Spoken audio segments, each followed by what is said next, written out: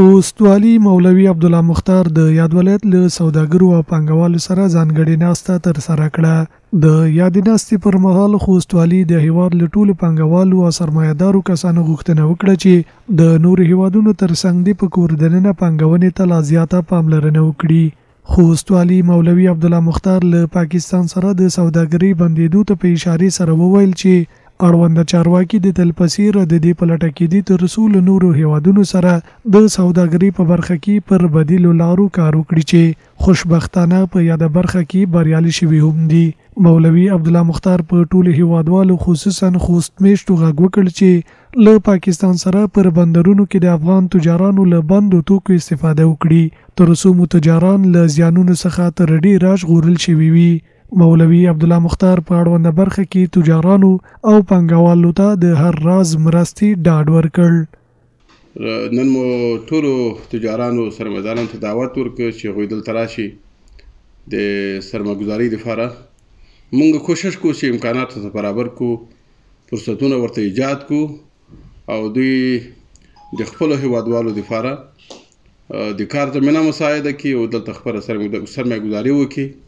مګر د هغوی په خدمت کې یو، هغوی هم انشاءالله ډاډ راکړي. د یادې غونډې پر مهال خوستي تجارانو او پانګوالو له پاکستان سره د سوداګرۍ پر بندېدو خوښي څرګنده کړه او زیاته یې کړه چې پاکستان سره د سوداګرۍ پر بندېدو کې هر څومره زیانونه ورته ورسیږي دوی د یادې پریکړې هرکلی کوي او خوښ دي.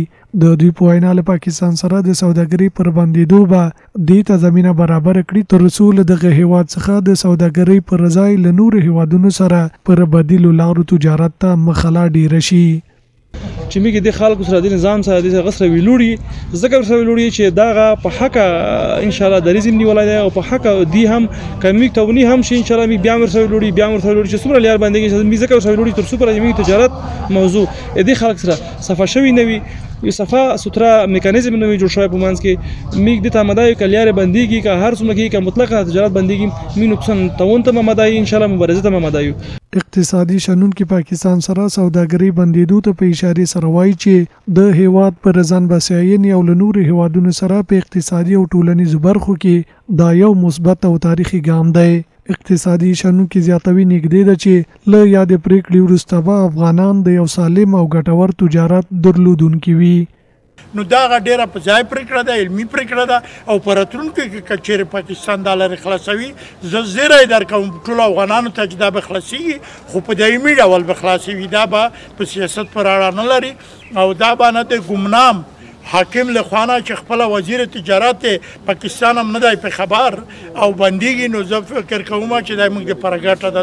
د یادولو ده چې د یادې ځانګړې ناستې پر مهال ولایتي مسؤلینو، سوداګرو، پانګوالو او نورو راغلیو کسانو د هیواد آبادۍ او د ځان بسیاینې لپاره پر ګډه کار کړلو ټینګار وکړ.